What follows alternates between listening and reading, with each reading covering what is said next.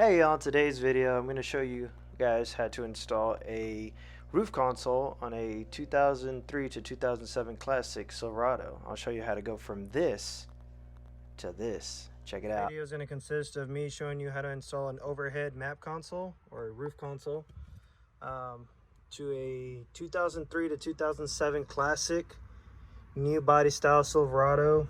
It could also probably work for the 9902s, but I have an 06 work truck.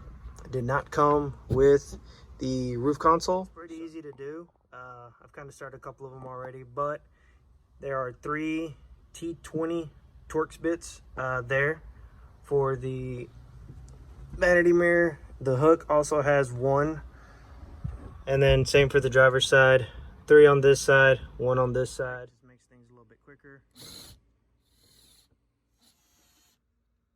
See, it's pretty easy. It's just 3 screws there, and pretty easy to get this one out. You're on the driver's side, just get your finger in there and just, it comes off pretty easily. To remove the oh shit handles, just need a small tiny screwdriver to pull those pins out.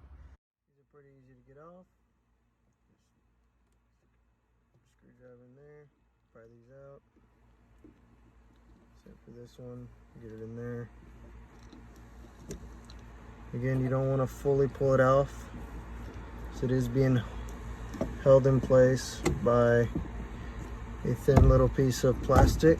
So there it goes. You can see the headline. From there, go on the outside from here. See where it clips on, and that's pretty much it. If it doesn't come off all the way at first, don't pull on it. There's a retaining clip right behind here. Just get in there with the prying tool or a screwdriver and just gently pop it out. I did it off camera because I had to use both my hands, but these are the 2 little clips I was telling you guys about. Just got to be careful with them. You don't want to rip them off or even damage the headliner. Just get it loose, go in there with the little prying tool or screwdriver and just gently pop them off. There's 2 button pins. Just go in there with the prying tool. That'll just make it a lot easier to do so. Just kind of gently lift, and then I'm gonna go in with this side right here. And there it goes. So it's barred. First one went, but I'll show you guys how to remove it up close on here. See, you gotta be careful. I already tore mine up.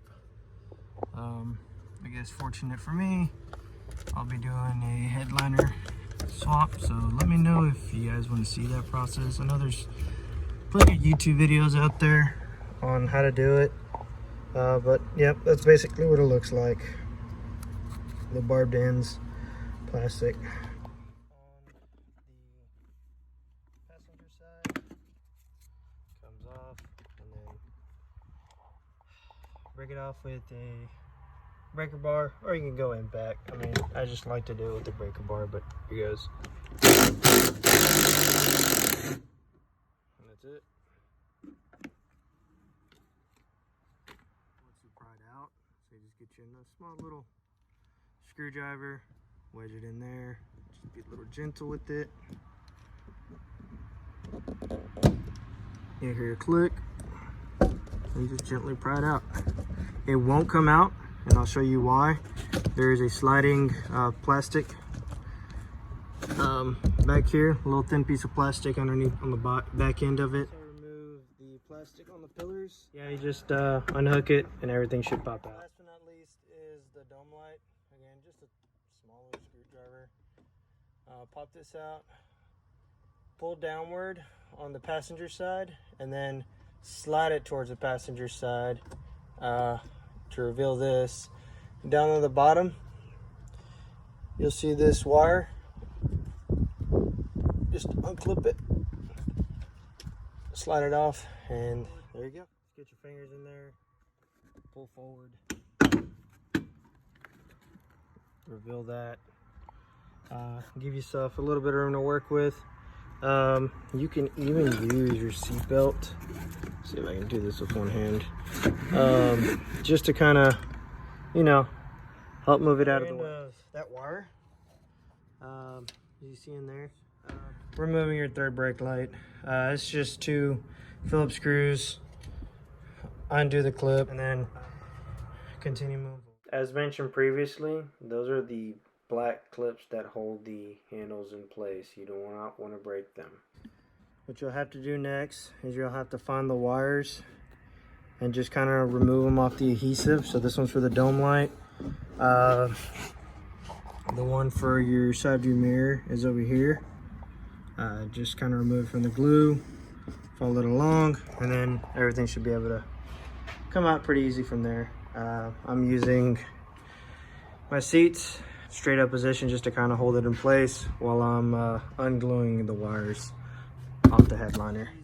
These GM trucks, especially this year, they're pretty much cookie cutter. I knew I was able to do this mod only because a while back, before starting the video, I did lower the headliner just to look, and I had this bracing up here. You can even do the really long overhead roof console. I'm going with the shorter one. This is basically where the back end, or I guess you could say the front of the roof overhead console will connect to. Here is where a special type of nut goes in.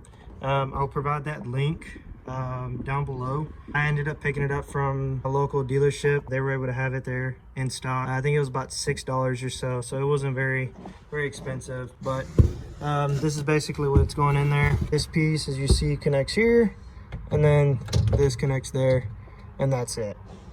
The hardest part, really, I guess you could say, is just removing the headliner, dealing with the adhesive for the wires, and then just a little bit of measuring here and there just to get the overhead map console cut out. But I mean, that's phone down. I guess it's just me, but it's pretty easy to remove the headliner. I unglued the harness off of the headliner. What I did was bring it down, recline the seats back. I rotated it where the front end was facing the driver's side. I did find it a little bit of a nuisance of having oh shit hand dog is what I call them on there, so I just slid the retaining clip that holds it in place. It's just a black squared plastic. It just slides back and forth. To remove that, took that off, and it came out pretty easily. So the next part would just be pretty much measuring where the console typically sits on the actual headliner itself, and then everything else is pretty much easy. It's just putting it back together. Grab that off the junkyard. I think it was very inexpensive here at mine. I think it was like $10. The harness kind of went along with it. Pretty straightforward. It has 3 cables. I traced it out on the harness, go all the way to the bottom, which is this plug right here, black red.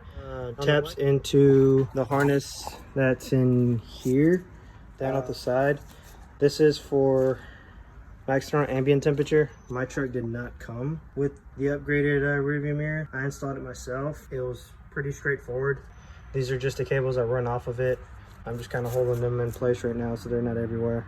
The black and red, it taps into here. Not sure what I want to do. I don't know if I just want to go ahead and go all the way to the bottom or just tap into it like they did. So I'm going to tear this harness apart just to show you guys. The plug. And I went ahead and did the liberty for you guys of tearing the harness apart. Said I grabbed this from the junkyard. It came with the overhead console. As you see here, these 2 wires, the black and the orange red, they're tied off. They're tapped. It's really up to you guys. Just solder it back into it, wrap it up. Should be fine. Heat shrink, easy. The only one that does run all the way down to a plug is this brownish with a black stripe wire, which goes all the way to the bottom to here. It's basically where it goes. It's a Metri pin pack, or a Metri pin. I recommend buying the tool to remove it. It makes it so much easier. It goes here, then that plugs into the bottom. The method I chose to go with was splicing into the truck's harness and soldering both orange, red, and black wires respectively. Once soldered, I slid the heat shrink sleeve over the solder joints. And before you keyboard warriors bash me in the comments, the blue tape was only used to hold the wires in place while I soldered the wires to the truck's harness. Once both wires were soldered, I landed the brown with the black stripe wire to the existing one on the plug. What I did was I cut the existing terminal off. I then crimped both wires to a new Metri pin terminal. Don't know the part number, but I obtained a few from the dealer. All I did was bring them a few from the junkyard, and they were able to match it up for me. Alright, so there's many different ways of making that cutout. The way I did it, I measured from here to dead center, which is about 11 1/4 on either that side or this side.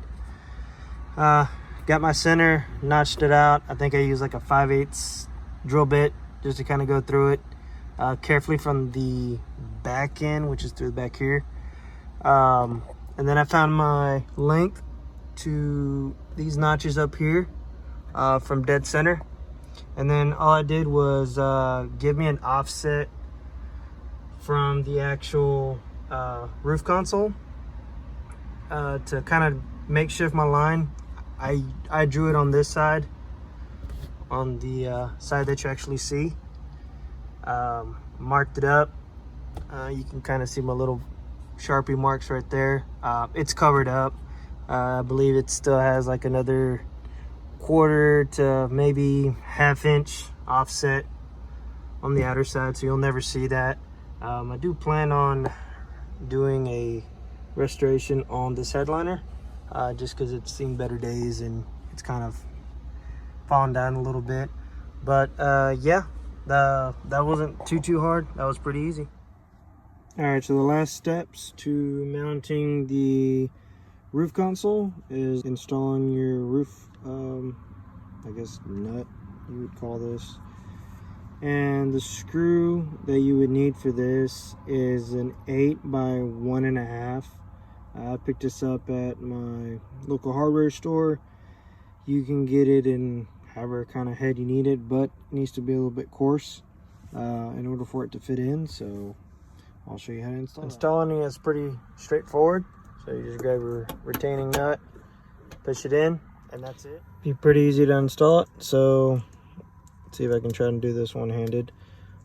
You install, or you hook up the wires, line it up as best as you can. Let's see if I can do this one-handed.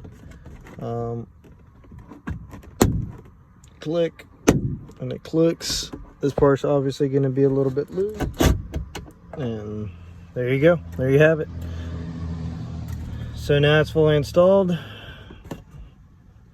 It's tough, it ain't going nowhere. So there you have it. That is the how-to on how to install a roof console on a 2003 to 2007 classic Silverado GMC Sierra.